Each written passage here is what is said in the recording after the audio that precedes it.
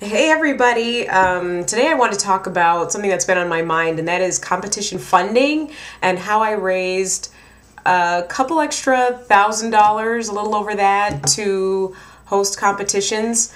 I'm going to start with the t-shirt because the t-shirt has everything to do with the competition funding, and that is this logo here. A company that sponsored my very first competition that I organized, St. Mary Scramble at the College of St. Mary in Omaha, Nebraska.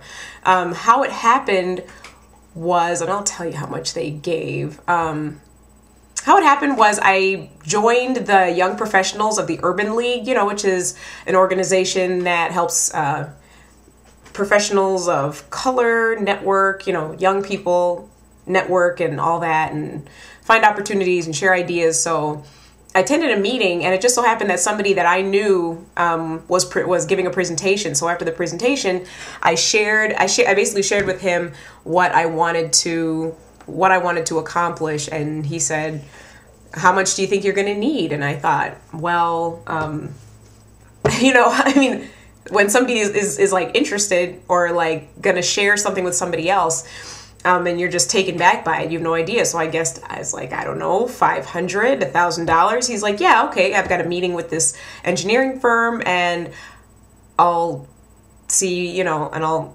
see if I can get you $1,000 toward your competition. So let's see, we exchanged emails, and it turns out that they did want to fund the competition, and they funded it for $1,000. Now, where did that money go, and who did they write the check to? Well, they wrote the check to the school that I was working at the time, and so it went into their fund. So I had to get all my invoices paid through them to get things done like that, because the venue for St. Mary Scramble cost money, and I also had to get catering for staff lunch, so I ended up doing that as well, and so that was a little pricey. T-shirts, I ended up, but here's the thing, they were going through, say, an audit, so I wasn't allowed to sell anything, so I ended up raffling off all the t-shirts and everything like that. And I didn't sell anything at that competition. Only the cube vendor did. So that's how I got $1,000 of funding for the first competition. Now, how would I do that in the future? Because if you have any suggestions as to how I can possibly do that again, leave a comment in the description. But what I'm thinking of doing now is registering a trade name. I was thinking like cubing enrichment opportunities. It costs $100 to register a trade name, and what needs to happen is on their end, on the company's end, on their accounting, it needs to look like they gave that money to a legit source. Say it's a school or some sort of a organization, something professional, not just like your name, and then they'll probably fund that. And the cool thing is that their graphic designer, this I pulled off of the website, their logo, but the graphic designer actually made this cube, and they also made a colored one. I didn't use the colorful one because their color scheme was all wonky. They had green next to blue and yellow next to white, and I didn't want to go through all that, so I ended up plopping this on the shirt. You got the competition staff, St. Mary Scramble 2016 on the back. And the cool thing was that it ended up being a pretty popular shirt. Anyway, the next competition, I raised even more money for that, and I did it in a completely different way. How I did that is I took a small investment, an investment amount like $600 or so, $700 or so, and I ended up buying cubes in bulk.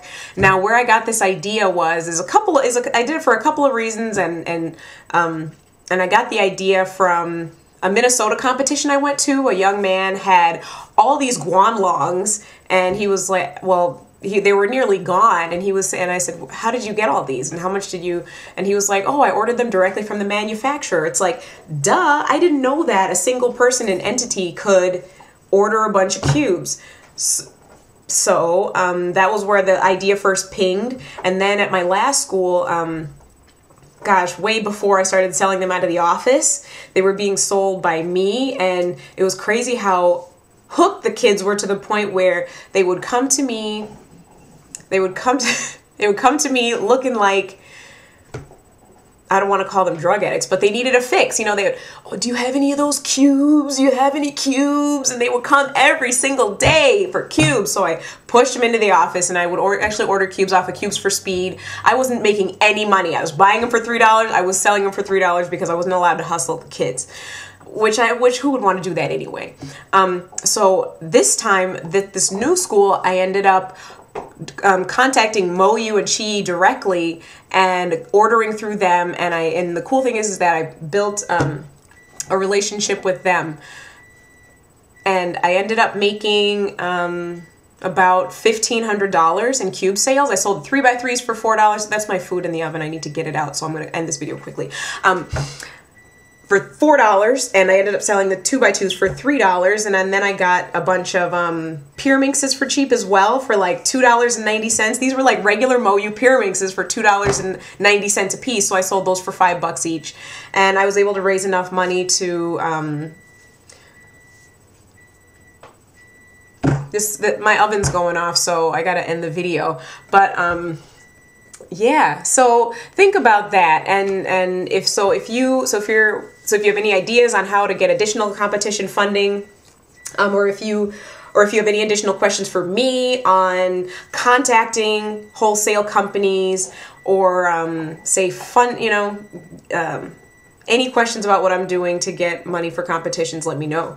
And my next video is going to be about this awesome book, Cracking the Cube. I know my old technology, everything backwards. I need to update it, but whatever.